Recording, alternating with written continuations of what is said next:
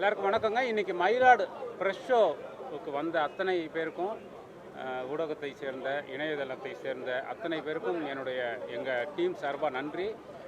ரொம்ப நெகிழ்ச்சியான ஒரு வரவேற்பு கொடுத்தீங்க.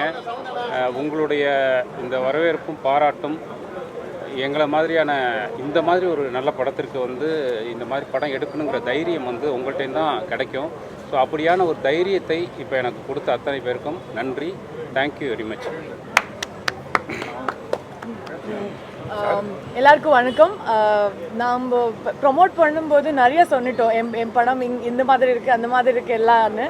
ஆனால் இப்போது நீங்கள் எல்லாருமே அந்த சேம் திங்ஸ் நம்ம என்ன கான்ஃபிடென்ஸ் இருந்துச்சு எங்களுக்கு, அதே மாதிரி எல்லா விஷயங்கள் நீங்கள் அதை பற்றி பேசிட்டு இருக்கீங்க. அது பார்க்குறதுக்கு கேட்குறதுக்கு ரொம்ப ரொம்ப சந்தோஷமாக இருக்குது. இப்போது நீங்கள் போய் whatever you felt, I think if you put out the review there and tell all the people how you felt, I think it is going to reach a larger audience. So thank you so much. Thank you. I'm just very happy. Media எல்லாருக்கும் நன்றி. இந்த படத்தை பார்த்துட்டு மயிலாட பார்த்துட்டு எங்களை வாழ்த்துனதுக்கு. So இப்படி ஒரு படத்தை கொடுத்த டைரக்டர் ராஜேந்திரன் சாருக்கும், ஷான் ரோல்டன் அவர் நடித்த சைத்ரா, சுசீலான்னு தான் வருது, சுசீலாவாக நடித்த சைத்ராவுக்கு, நீரவ் ஷா ப்ரொடியூசர், ஏன்னா இந்த கதையை இப்படி ஒரு கதையை அழகாக கொண்டு வந்த ப்ரொடியூசருக்கும் என்னுடைய நன்றியை தெரிவிச்சுக்கிறேன்.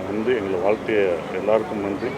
நீங்கள் தான் எடுத்துகிட்டு போய் சொல்லணும். இப்படி ஒரு படத்தை, ஒரு மனித நேயத்தையும் ஹியூமனிட்டியும் சொல்கிற படத்தை நீங்கள் தான் மக்களுக்கு எடுத்துகிட்டு போய் சொல்லணும். சொல்லுங்கள், மக்கள் என்ன நீங்கள் உங்கள் விமர்சனங்களை அவரோட நாங்கள் எதிர்பார்த்துட்ருக்கோம். நன்றி. பத்திரிகை சகோதரர்களுக்கு வணக்கம். மயிலாடு பார்த்துட்டு இப்போ தான் எல்லோரும் நீங்கள் என்ன நினைக்கிறீங்கிறது சொன்னீங்க. ரொம்ப மகிழ்ச்சியாக இருக்குது. எப்பயுமே நான் ஆரம்ப காலத்துலேருந்தே நான் பண்ணுற படங்களில் என்னோடய இசை சமூகத்துக்கு ஏதாவது ஒரு நல்ல விதத்தில் பயன்படணும் அப்படின்றது என்னுடைய ஒரு முக்கியமான நோக்கமாக இருந்துகிட்டு இருக்கு இன்னி வரைக்கும். அதனால் இந்த படம் எனக்கு ஒரு பெரிய ஆப்பர்ச்சுனிட்டி. வள்ளலார் சொன்ன ஒரு மெசேஜ் என்னோட டீப்பாக ரெசனேட் ஆச்சு என்னோடய சோலில். ஸோ அவருடைய குரலாகவும் என் இசை ஒலிச்சது எனக்கு ரொம்ப சந்தோஷமாக இருக்குது. அதுக்கு நான் இயக்குனர் ராஜமுருகன், என் நண்பர், சகோதரர், என் ஆசான் அப்படின்னு கூட சொல்லுவேன். ஸோ அவருக்கு நான் நன்றி சொல்லிக்கிறேன். ஒன்ஸ் மோர் சசி சார் எங்கள் கூட ஒரு பலமாக இருந்து சமூகத்தில் நல்ல கருத்துக்களை, ஒரு வருங்காலத்துக்கான நல்ல சிந்தனைகளை விதைக்கிற இந்த மாதிரி நல்ல படங்களுக்கு உங்களுடைய முழு ஆதரவும் சப்போர்ட்டும் எங்களுக்கு தேவை. அதே மாதிரி இந்த படம் ரொம்ப எங்கேஜிங்கான ஒரு விஷயத்தை போதிக்கக்கூடிய படமாக இருந்தாலும் அதே நேரத்தில் ரொம்ப எங்கேஜாக நீங்கள் பார்த்துட்டு இருந்தீங்கன்னு நான் உள்ளே நின்று தான் பார்த்துட்டு இருந்தேன். ஸோ அதனால் பார்க்க முடிஞ்சது. ஸோ இனிமேல் இந்த சோஷியலி கான்ஷியஸான படங்களை என்டர்டெய்னிங்கான படங்களாகவும் கொடுக்கறதுக்கு இது ஒரு முன்னோடியாக இருக்கட்டும்னு நான் வேண்டிக்கிறேன் ஆண்டவனை. இந்த படம் பெரிய வெற்றி அடையணும். தயவுசெய்து இந்த படத்தை Feb 13 எல்லாரும் போய் தியேட்டரில் பார்த்து என்ஜாய் பண்ணுங்க. வணக்கம், நன்றி.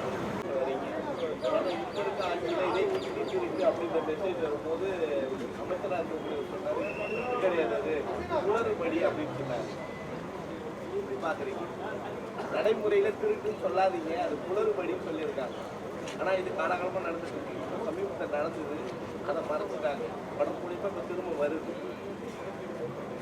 இப்போ இதை நீங்கள் குளறுபடின்னு சொல்ல போறீங்களா, திருட்டு அப்படின்னு சொல்ல போறீங்களான்னு கேட்கலாம். இல்லை, படத்தில் என்ன சொல்லியிருக்கோம்? மதுரை மீனாட்சி ஹாஸ்பிட்டல் 240 தான் இந்த 50 டிஸ்ட்ரிக்ட் ஃபேமஸாக அடிப்பட்டது உங்களுக்கே தெரியும். நீங்கள் மதுரை, அதனால இந்த படத்தை ஓகே எடுத்தீங்களா?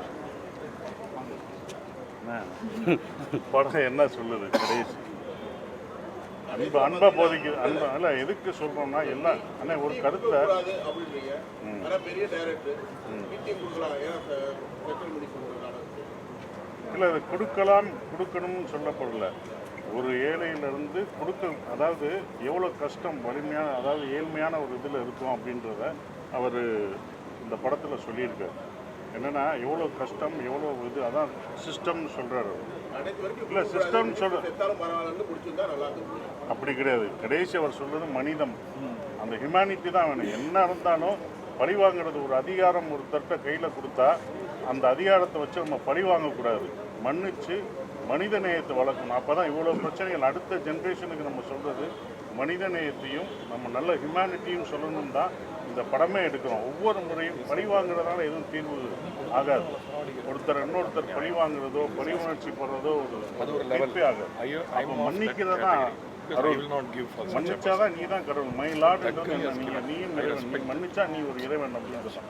அதை தான் சொல்றது. மன்னிக்கப்பட்டனால அவன் இறைவனா இருக்கலாம். அதான் சொல்றேன் சார். ஆடியோ பயிரை கண்ட போதெல்லாம் ஆடினேன்னு வள்ளலார் சொன்னார். 2 பேரும் தமிழ் சினிமாவில் நிறைய படத்தில் ரொம்ப சொல்லலை. நான் கிளைமேக்ஸ் கொண்டு போட்டானா ரொம்ப அருமையாக சொல்லி நிறைய ஃபீலாக இருக்குது. அந்த கிளைமேக்ஸ் எப்படி ஒருத்தங்க என்ன கொடுக்கலாம்?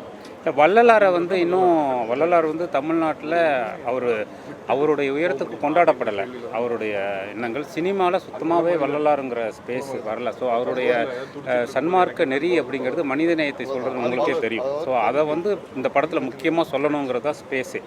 வள்ளலாருங்கிறது ஒரு ஃபிலாசபி தானே, ஒரு உருவம் கிடையாது. அவர் ஒரு லைட்டு. அந்த லைட்டுங்கிறது ஒரு ஃபிலாசபி.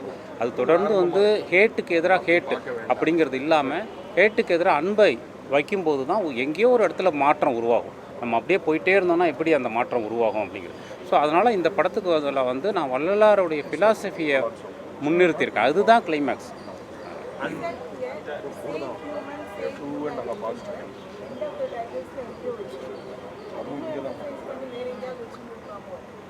இல்லை பரவாயில்ல, நீங்கள் அந்த எண்டு வரைக்கும் நின்று பார்த்துருக்கீங்களா, அதனால் உங்களுக்கு நன்றி.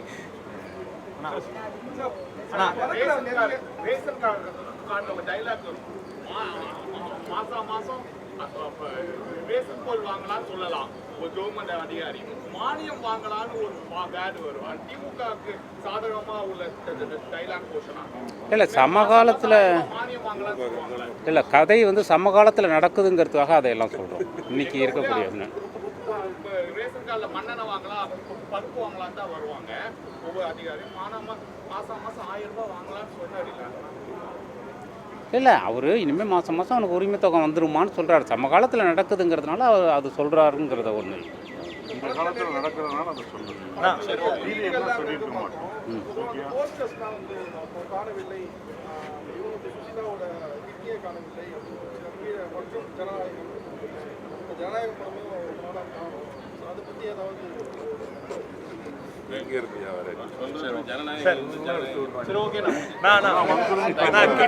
ஒரே கிட்னி திருட்டை பற்றி சார் சார் சார்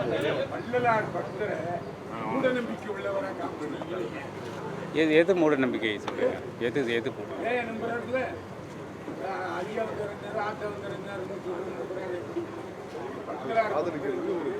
வள்ளலாருடைய கொள்கைகளை தானே இப்போ கிடப்பிருப்பது. அது பேய் வந்து இறங்குனதுன்னு இல்லை சார். அது வந்து ஒரு சோல் பற்றி சொல்கிறோம். அவங்க ஒரு அப்பாங்கிற ஒரு சோல் பற்றி அவங்க நடிக்கிறாங்கன்னு சொல்கிறோம்.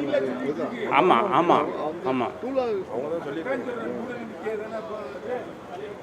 இல்லை அவங்க பொய் சொல்கிறாங்கன்னு சொல்கிறோம். அது ஒரு ட்ராமா பண்ணுறாங்க. இல்லை இல்லை அது ஒரு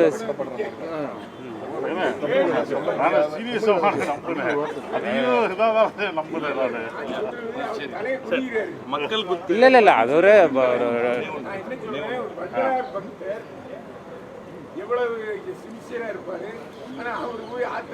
அப்பையும் என்ன சொல்றதுன்னா கடைசி அவன் என்னன்னா கன்ஃபியூஸா இருக்கிறத அதை தான் சொல்றாரு. நம்ம இதை செய்ய வரலையே, கிளைமேக்ஸ்ல சொன்னது அதுதான். நம்ம இதுக்காக வரலையே, இதுதான் நமக்கு ஐயா சொல்லி கொடுத்துருக்காரா உணர்றதான். நம்ம எல்லாருமே ஃபாலோ பண்ணும்போது ஒரு விஷயத்த மறந்துடுவோம். வாத்தியார் சொல்லி கொடுத்ததை உடனே மறந்துடுற மாதிரி தான். அப்புறம் திருப்பி அதை ரீகலெக்ட் பண்ணி போகிற மாதிரி தான். அப்படிப்பட்டவனா தான் இதில் இருக்கான். அதானே ஐயா வந்து உங்களுடைய அப்பா ஐயா. சாமின்றது வள்ளலார்.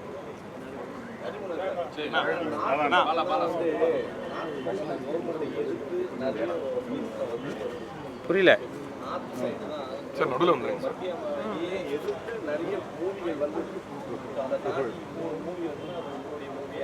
அது எப்படி பார்த்துருக்கீங்கன்னா சென்சார் போட்டு அதை இதை தாண்டி வச்சுருக்காங்க. மத்திய அமைச்சர் பிடிச்சிருந்தாங்க. ஜனநாயகன்ற படத்துக்கே உள்ள தடை. நீங்கள் அதை தாண்டி மத்திய அமைச்சர் என்ன பண்ணுறாங்கன்னு போல்டாக காமிச்சிருக்கீங்க. சென்சார் போர்டு எதுவும் சொல்லலையா? எதுவும் சொல்லலை. அதான் பார்த்தீங்களே, அதை விட்டாங்க. ஏன்னா நிறைய படங்கள் அரசியல்வாதிகள் அந்த படங்கள் பிளரிங்கில் இருக்குது.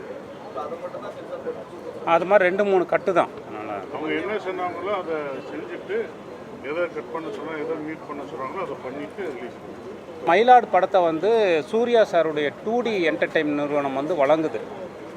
அவங்க ப்ரெசென்ட் பண்ணுறாங்க. ஸோ அவங்க படத்தை பார்த்துட்டு ரொம்ப இந்த படத்து மேலே இருக்கக்கூடிய ஒரு இந்த படம் ரொம்ப நல்லா இருக்குங்க ஃபீல் பண்ணி இந்த அன்பை சொல்லக்கூடிய படத்தில் நம்முடைய அவங்க தயாரிப்பு நிறுவனம் இருக்கணும் அப்படிங்கிறத நினச்சி வந்திருக்காங்க. அதுக்காக சூர்யா சாருக்கு இந்த நேரத்தில் நான் நன்றியை தெரிவிச்சுக்கிறேன். நன்றி.